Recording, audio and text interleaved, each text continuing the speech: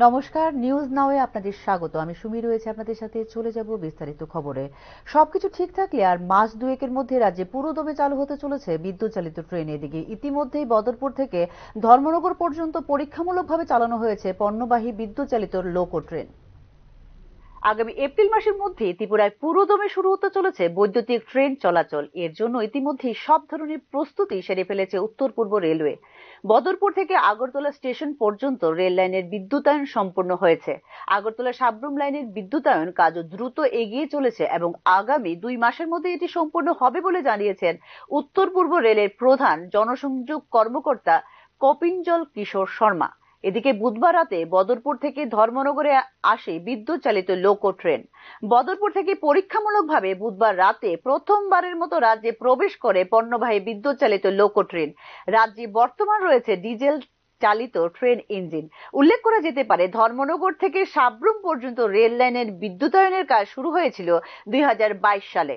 প্রায় 50 কোটি টাকার এই বিদ্যুতায়ন প্রকল্পটি ত্রিপুরাকে সংযুক্ত করবে জাতীয় রেলওয়ে গ্রিডের সাথে।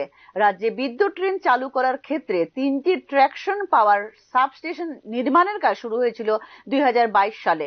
ঊনকোটি জেলার কুমারঘাট, খোয়াই জেলার তেলিয়ামুড়া এবং গুমতি জেলার উদয়পুরে প্রস্তাবিত ট্র্যাকশন পাওয়ার সাবস্টেশন নির্মাণের প্রায় 90% কাজ শেষ হয়ে গিয়েছে ইতিমধ্যেই।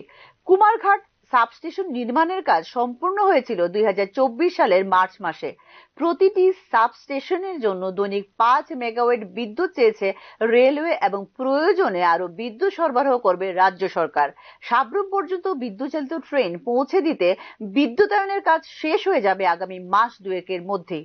অর্থাৎ সবকিছু ঠিক থাকলে আগামী এপ্রিল মাসেই রাজ্যে পুরোদমে চালু হতে চলেছে বিদ্যুৎ চালিত ট্রেন। ব্যুরো রিপোর্ট, নিউজ নাও।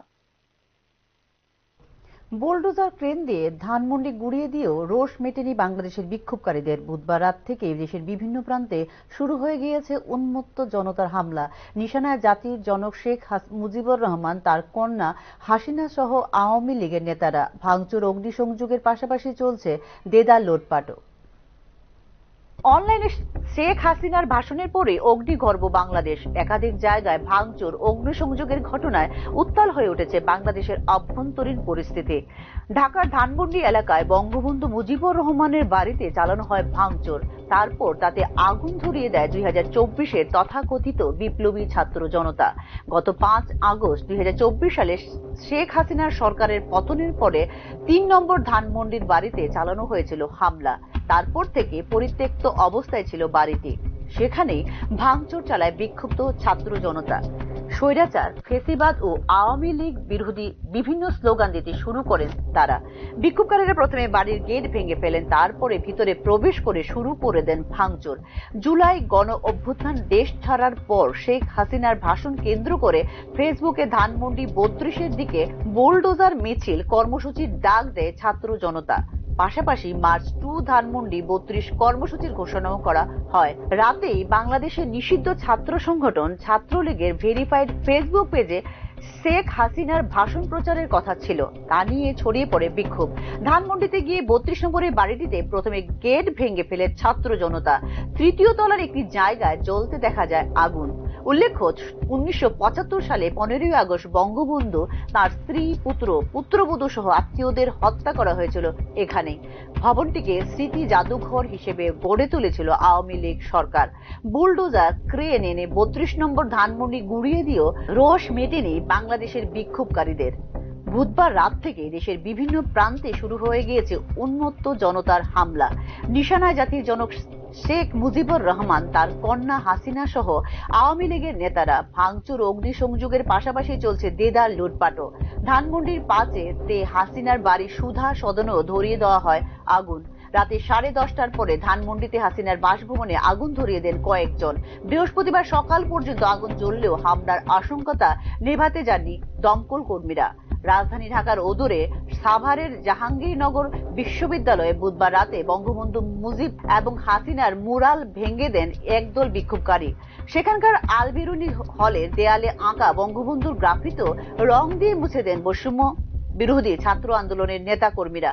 বুধবার রাত থেকেই ঢাকার বাইরেও ক্রমশ ছড়াতে শুরু করে হাসিনা বিরোধী রোষ। খুলনার ময়লাপোতা এলাকায় ভেঙে দেওয়া হয়েছে শেখ বাড়ি, সেটি ছিল হাসিনার কাকার বাড়ি।